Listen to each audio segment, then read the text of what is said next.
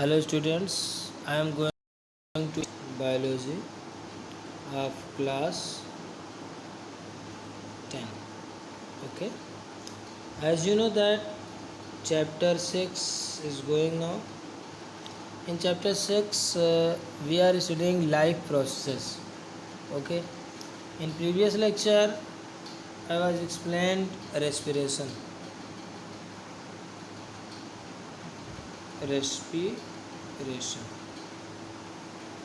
Previous lecture में हमने आपको रेस्पिरेशन के बारे में एक्सप्लेन किया था।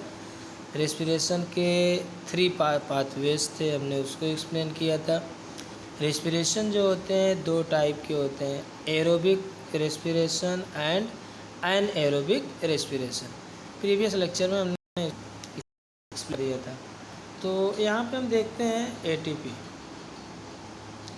ATP means adenosine triphosphate.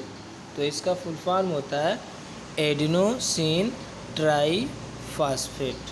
Okay, तो what is ATP? ATP is the energy currency. What is ATP? ATP is the energy currency. कहने का मतलब when food is broken down into simpler substance, मतलब जब फूड जो है ब्रोकन डाउन होता है सिंपलर सब्सटेंस में, उसमें जो एनर्जी रिलीज़ होती है वो किस फॉर्म में स्टोर होती है? एटीपी के फॉर्म में। So ATP is called energy currency for most cellular process. जितने भी सेलुलर प्रोसेस होते हैं उसमें जो है एटीपी से ही सारी एनर्जी की रिक्वायरमेंट फुलफिल होती है। Okay, the energy release during the process of respiration is use to make an ATP molecule from ADP. अच्छा, एटीपी बनता कैसे, आप यहाँ पे देखिए,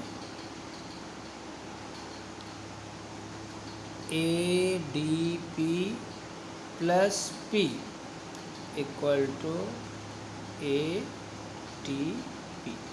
यहाँ पे देखिए ADP adenosine diphosphate.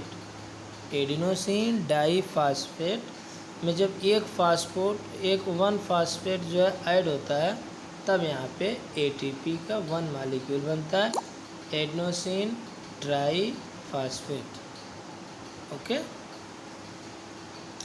Now endothermic process in the cell then use this ATP to drive the reaction.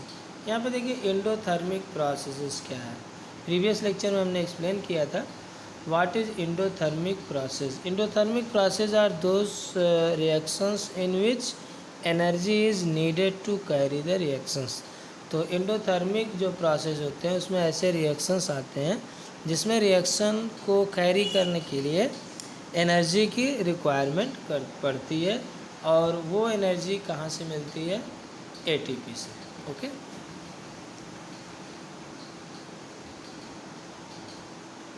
when the terminal phosphate linkage in ATP is broken using water, जब ATP को ब्रोकन किया जाता है वाटर के help से तो उसमें 30.5 kilo joule इतनी एनर्जी जो है रिलीज़ होती है। इसको आप याद रखिए, 30.5 kilo joule energy is released.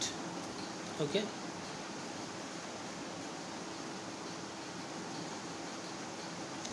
think of how a battery can provide energy for many different kinds of uses. It can be used to obtain mechanical energy, light energy, electric energy, and so on. Similarly, ATP can be used in the cells for the contraction of muscles, protein synthesis, conduction of nervous impulses, and many other activities. हमारी body में बहुत सारे activities होते हैं, but उन activities के लिए जो एनर्जी की ज़रूरत पड़ती है उसको प्रोवाइड कौन करता है? ATP. Okay, now look,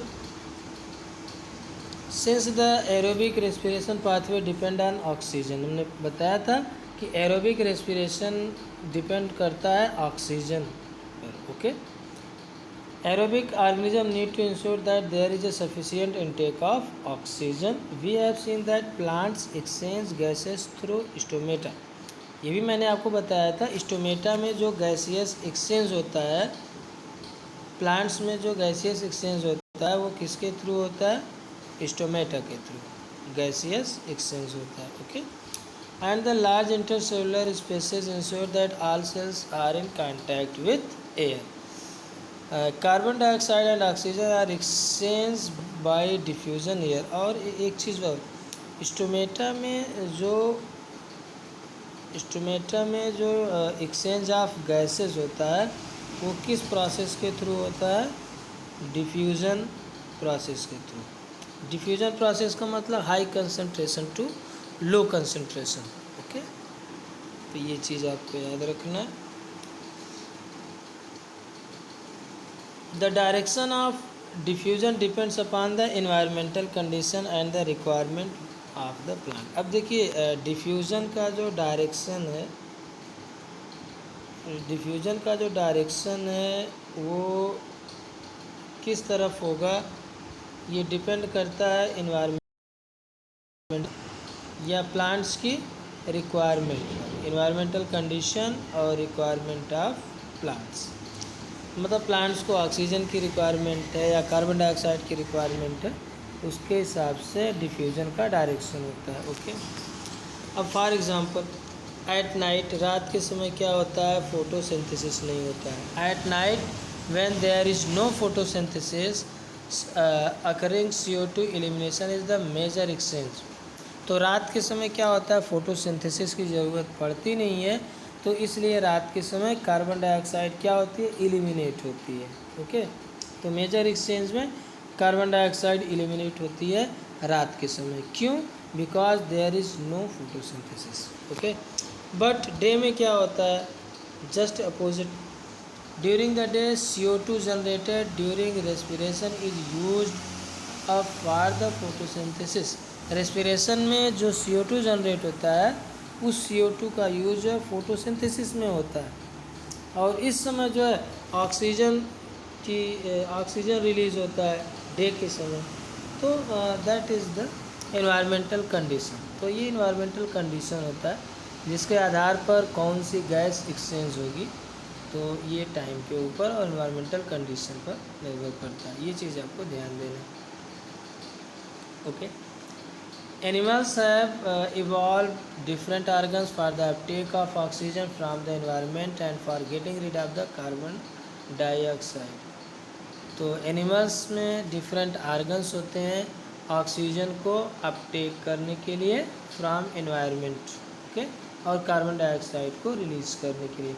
terrestrial animals can breathe the oxygen in the atmosphere.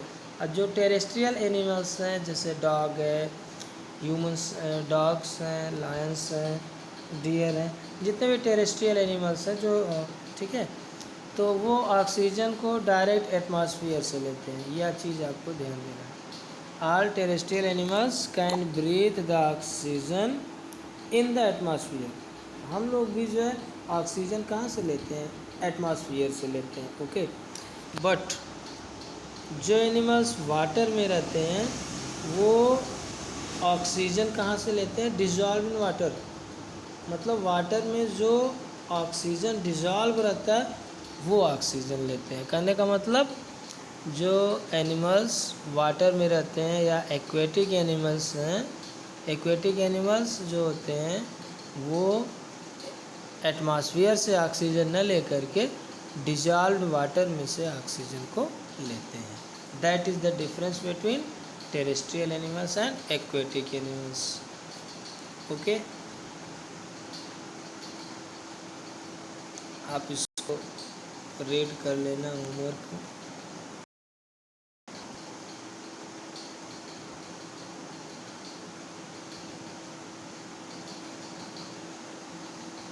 Thank you.